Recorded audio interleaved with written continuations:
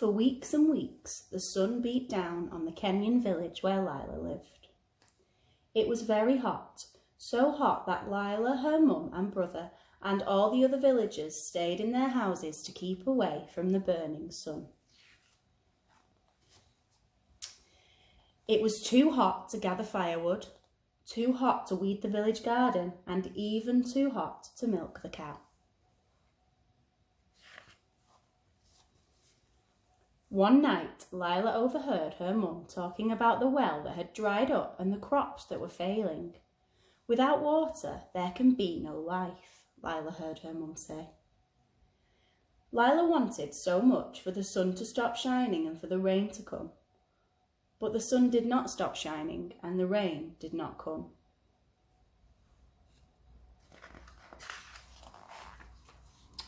One evening, Lila's grandfather told her a story about a man that he'd met once when he was a boy, a man who had told him the secret of rain.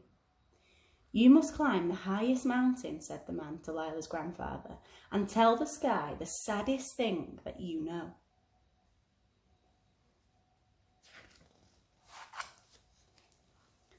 Lila listened very carefully to what her grandfather said.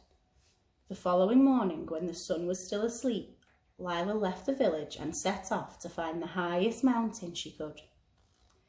Lila walked and walked and walked, and at last she found herself at the foot of a very tall mountain.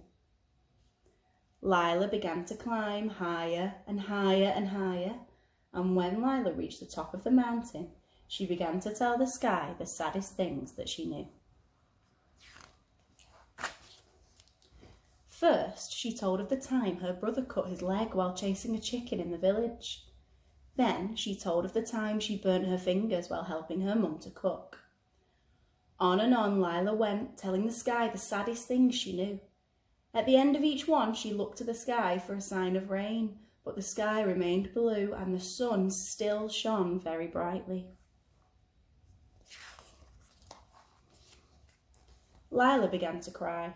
"What can I do?" she said to the sky. "It's too hot to collect firewood, too hot to weed the village garden, and too hot to milk the cow. The well is dry and the crops are failing. Without crops, there will be no food. Without food, people in the village will become sick, and without water, there can be no life." Everything on the mountaintop was silent. Nothing could be heard except the sound of Lila weeping. Then a breeze began to blow and the dust around Lila's feet started to dance. Clouds began to fill the sky like flocks of white birds, slowly blocking out the sun's scorching rays. The clouds grew darker and darker, filling with Lila's sadness, until the sky was ebony with emotion. Suddenly, a flash of lightning tore across the sky and a loud roar of thunder echoed around the mountain. Lila felt the gentle touch of a raindrop on her foot, then another, and another, and another, until the ground was awash with the tears of rain. Lila joyfully lifted up her hands to the crying sky, for each raindrop felt like one of her mum's kisses. As fast as she could, Lila ran down the mountain. By the time she reached home, all the villagers were celebrating the rain with music and dancing. Lila's mum was very relieved to see her home again, safe and sound. She hugged her close while Lila's grandfather gave her a knowing smile, for only Lila and her grandfather knew that she had saved the village with the secret of rain.